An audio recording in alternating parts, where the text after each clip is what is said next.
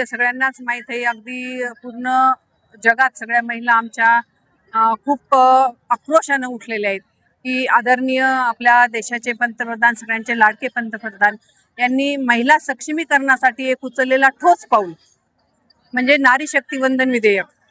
ते विधेयक नारी शक्तीचा एक सन्मान होता की ज्याच्यामुळे आमची नारी शक्ती ही स्वाभिमानाने लोकसभा आणि विधानसभेत बसू शकली असती 33% आरक्षणाने.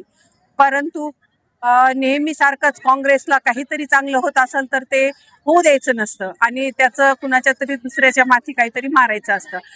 सेम त्याच प्रकारे काँग्रेसवाल्यांनी ह्या विधेयकाला विरोध करून फक्त विरोधच नाही केला तर आमच्या सर्व महिलांचा घोर अपमान केलेला आहे काँग्रेसवाल्यांनी. परंतु आम्ही महिला गप्प बसणार नाही. आदरणीय पंतप्रधान मोदी साहेबांनी, सन्माननीय मोदी साहेबांनी जो आमच्या महिलांचा सन्मान करू इच्छित असताना काँग्रेसवाल्यांनी आमचा अपमान केला, तर ह्या अपमानाचा बदला आम्ही नक्कीच त्या काँग्रेसवाल्यांना घरी बसून अपमानाचा बदला घेऊ. नमस्कार. आज मी गांधी पार्क ते छत्रपती शिवाजी महाराज पुतळा इथपर्यंत नारी शक्ती वंदन फेटाळल्यामुळे काँग्रेसच्या विरोधात मोर्चा काढलेला आहे. नारी शक्ती विधेयक हे नरेंद्र मोदी साहेबांनी दिल्ली येथे मांडले होते, पण त्याच्या विरोधात काँग्रेस सरकारने आणि इतर पक्षांनी विरोध केल्यामुळे आज आम्ही हे जन आक्रोश महिलांचा करत आहोत.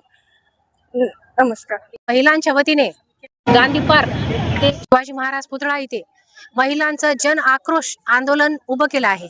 याचं कारण असं आहे की एप्रिल 15, 16, 18 तारखेला माननीय पंतप्रधान मोदीजी यांनी महिलांसाठी 33% आरक्षण उभं केलं होतं आणि हे पारित करण्यासाठी महिलांकडनं आम्ही समर्थन सर्व राज्यांमधनं घेतलं होतं. पण काँग्रेसने हा आठ घेतला आणि हे आरक्षण आपलं पारित झालं नाहीये. यामुळं महिलांसाठी जे राखीव जागा होत्या तो आम्हाला 2029ला आपल्या सर्वांसाठी उपलब्ध होणार होत्या. ह्या सगळ्या काँग्रेसचा कटमुळं आम्ही हे आज जन आक्रोश आंदोलन उभं केलं आहे आणि इतक्यात आपण हे गप्प न बसता हे आरक्षणाचा मुद्दा आम्ही पुढे पण पेटवून ठेवणार आहेत.